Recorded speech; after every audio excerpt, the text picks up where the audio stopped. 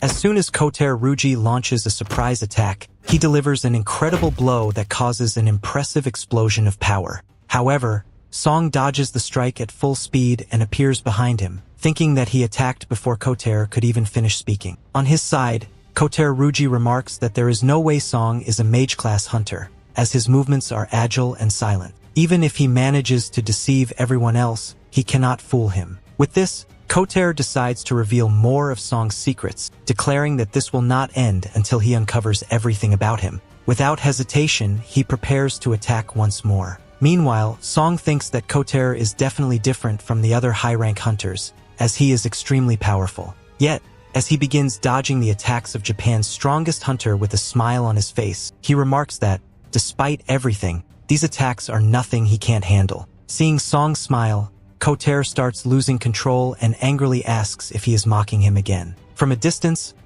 teammates debate whether they should intervene, with one commenting that seems to be taking the fight very seriously. On the Korean hunter's side, Lim Taeg notes that strikes are terrifying and too fast to follow with the naked eye. Ma Dong adds that Song is holding his own remarkably well, as there aren't many who can dodge attacks from Japan's top hunter. However, Cha-hae believes that Song isn't just enduring the fight, he is deliberately provoking into attacking even more. At that moment, Choi returns to the training hall and casually asks if anything interesting happened while he was in the bathroom. As continues his relentless assault, he wonders how Song manages to evade all of his attacks. Is it just luck? Ultimately, he concludes that if he doesn't use his full strength, he might actually lose to this kid. Changing his strategy, he decides to go all out and declares that he will end Song's life. Immediately, the system alerts Song that someone with an intense thirst for blood is approaching. In an instant, he receives a cut on his cheek. This time, instead of dodging, he stands his ground. A second explosion of energy erupts, and Koter's shocked expression reveals his disbelief. Song has managed to stop his hand. With a smirk, Song tells him that if he had been even a little slower, he would have lost an eye. Koter, bewildered by this insane strength, realizes that while Song could have grabbed his wrist, he chose instead to grip his hand directly. Filled with fury, he demands to know if Song is toying with him. Song, unfazed, replies that he doesn't understand what Koter is saying, but that the match would end if he grabbed his wrist. Then, he asks if Koter truly wants to finish the fight this way. Without another word, both fighters launch themselves at each other once again, fully intent on defeating their opponent. Watching them unleash their full power, Cha-hae and Baekhyun are completely astonished. One can only imagine how intense this would look if animated. At that moment, Baekhyun and Cha-hae step in, stopping Song, while the Japanese hunters intervene to restrain Koter. However, Koter is so strong that they are forced to use their abilities. Baekhyun tells Song to end the fight, as Koter is set to lead the Japanese hunters in a few days. Cha-hae adds that they wouldn't be able to take responsibility if Koter were seriously injured. With that, Baekhyun informs the translator that since the fight spiraled out of control, the best course of action is to end the training session. Then, he asks Song if he interfered when he shouldn't have, to which Song replies that it was fine. Ma Dong, with a grin, tells Song that not only did he hold his ground against Ryuji, but he also managed to leave a scratch on his cheek. He then adds that Song has an incredible physique, and since his guild is full of mages, they could use a couple of physical fighters. He proceeds to invite Song to join them. At that moment, from a distance, Choi interjects, stating that Song is a mage-class hunter.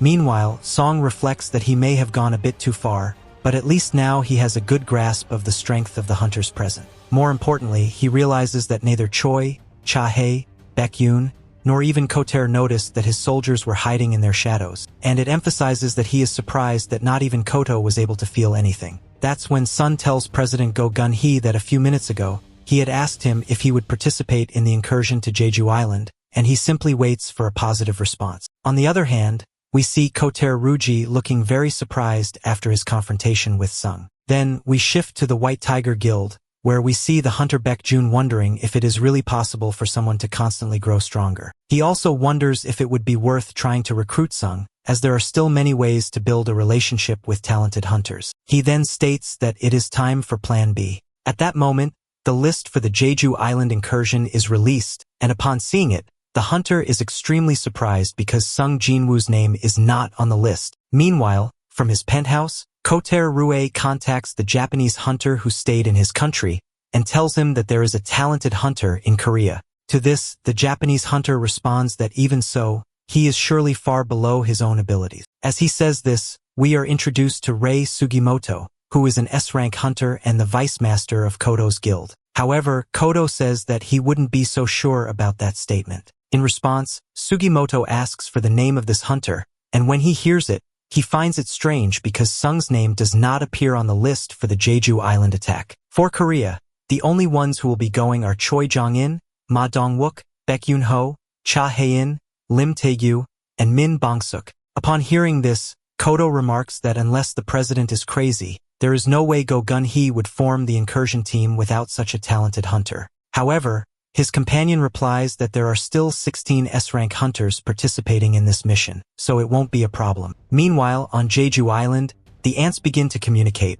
saying that they must leave the island because there is nothing left to eat, and the larvae have started eating each other due to the lack of food. They conclude that what they really need are strong soldiers, especially the ultimate ant to lead the empire. As they say this, we see that this new leader is already being created. The queen begins to speak to the egg, instructing it that for the glory of the empire, it must strike fear into the enemies who try to stop them. Upon receiving these orders, the ant inside the egg repeats the same words, declaring that for the glory of the empire, it must instill fear in those who stand in their way. Thus, in another epic and concerning moment in this story, a new ant is born, one seemingly more powerful than all the others. As it emerges, it releases absurd amounts of energy, and the queen simply repeats that it must devour and continue devouring until it becomes the strongest. Now, we return to Sung's apartment, which is in complete disorder. When he enters, Sung assumes that his sister made the mess while he was in the demon castle. His mother smiles and says that it has been 4 years since she last worked as a housekeeper.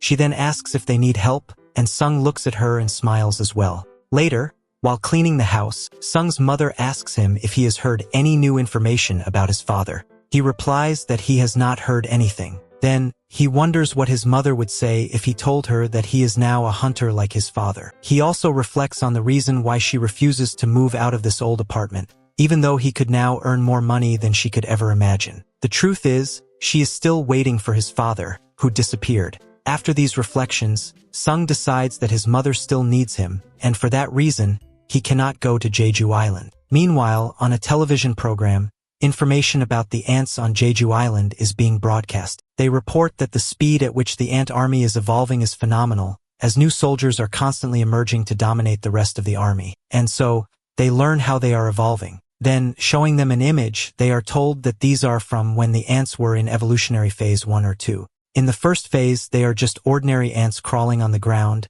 and the only difference in phase 2 is that they are bigger. But then, in phase 3, they became even more terrifying, as the ant army is now capable of walking vertically, very similar to humans. They also became more agile as their heads became smaller, and they are now able to use their forelegs as hands. Showing a final image, they say it was taken recently, showing an ant that caused some incidents in Japan years ago. These ants have become much more elongated, resembling humans, and now also have wings on their backs. After this news, people on social media start questioning why Sung Jinwoo is not on the list of participants. They begin to criticize him, believing that he didn't join because, now that he is an S-rank hunter, he considers himself superior. As he walks down the street, people stare at him and continue wondering why he isn't going. Then, Sung receives a call from Jinho, who tells him that he found an office that could be useful. Sung asks what he means, and the scene immediately changes. Now, we see them together, with Jinho explaining that if Sung is going to create a guild, he needs to have an office. He adds that the office he found is close to his home. Sung simply asks if he doesn't think it's a bit too big, considering that their guild consists of only the two of them. Jinho responds that they also need space for future members since a guild requires at least 3 people. Sung then says that he will recruit 1 more person. After that, Jinho tells Sung that a foreigner who speaks English is looking for him and gave him an address, expecting Sung to contact him. But at that moment, Sung notices something is wrong and says he needs to go home immediately. Without hesitation, he uses shadow exchange, leaving Jinho shocked by what he just witnessed. In Sung's neighborhood, one of his shadows warned him that a robbery was taking place. A thief is seen threatening his victim with a maniacal smile. At that moment, Sung appears behind him and simply asks why he does such things. The thief turns to look at him, still smiling, and says that if he had to give a reason, it would be because it's fun. Without hesitation, he lunges at Sung. Once he grabs the thief by the shoulder, Sung tells him that when he sees someone much weaker than himself, he feels the urge to bully them. At that moment, Sung appears to grow larger and tells the thief that he now wants him to feel the same fear. With a quick movement, Sung makes 2 cuts on the thief's leg, making him collapse. Sung then tells the girl to go home before it gets any later. Turning to the thief, he warns him to turn himself in before midnight, and that he should take it seriously if he wants to live. He then thinks to himself that if the guy doesn't turn himself in before midnight, he will use one of his shadows to eliminate him. Before leaving, he remarks that he hopes the thief chooses to live, as he's unsure how much patience the orc shadow he left behind will have. The next day, helicopters from Japan and Korea head toward Jeju Island. In one of them, we see go to Ryuji holding his phone, trembling uncontrollably. On his hand, we can see the imprint left by Sung, and he wonders if what he felt at that moment was death. He has no choice but to lament, realizing that he has become weak. And so, with the attack on Jeju Island about to begin and the strongest hunters from Japan and Korea at the forefront, we reach the end of this summary of solo leveling. Remember, if you like this video, you can always leave a like, comment, or share it to help the algorithm treat us better and reach more people. See you next time.